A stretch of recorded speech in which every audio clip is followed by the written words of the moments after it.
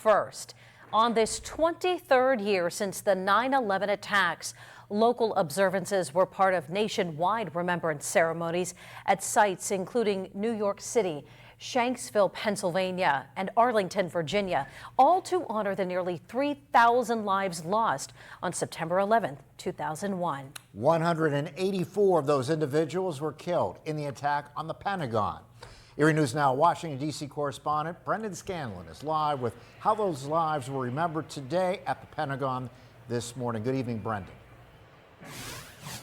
Hey there, Mike and Eva. Good evening. Well, if you ask folks here in Washington, D.C. who remember that day 23 years ago, they'll tell you it was just like today. Beautiful, sunny, not a cloud in the sky, just another September day. Of course, we know that September 11th, 2001 was anything but another September day. And this morning we were reminded why it's important to never forget that day. In the Price of Freedom exhibit at the Smithsonian National Museum of American History in Washington, D.C., it shows the history of America at war.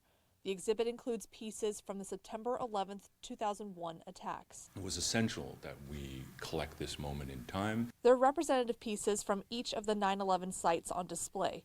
An airphone from the plane that crashed in Shanksville, Pennsylvania, an ID badge recovered from the Pentagon, and a steel column from the World Trade Center's South Tower. If you saw the space as a whole, it's supposed to it represents that moment in time, the United States being attacked, and then our response. Within the next couple of years, the museum will change how they share the story of 9/11. A current approach that the museum has towards September 11th, and that is slowly moving away from the day of events so that we can look at the intervening 25 years.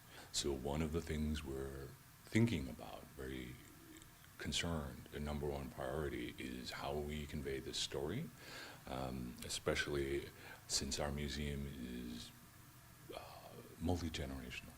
It's common to have families come here, and how we can best tell the story to a generation that's being born right now that will have no idea the trauma, the terror, and the significance of what happened on September 11th. Curators say changes to the exhibit are still in the works and want to include how the rest of the nation was impacted by the attacks. In Washington, Rachel Knapp, Erie News Now. Mike and Eva, President Joe Biden and Vice President Kamala Harris will be visiting the Pentagon. Of course, you heard from Rachel there, who's at the Smithsonian with a really interesting exhibit. We'll have more on that Pentagon remembrance ceremony coming up later on Erie News Now. But for now, reporting live on Capitol Hill for Erie News Now, I'm Brendan Scanlon. Mike and Eva, back to you.